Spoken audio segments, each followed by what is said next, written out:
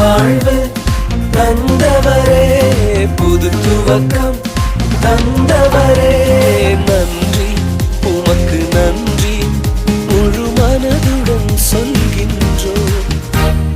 நன்றி உமக்கு நன்றி மன நிறைவுடன் சொல்கின்றோம். சொல்லுங்க, நன்றி நன்றி உமக்கு நன்றி முழு மனதுடன் சொல்கின்றோம்.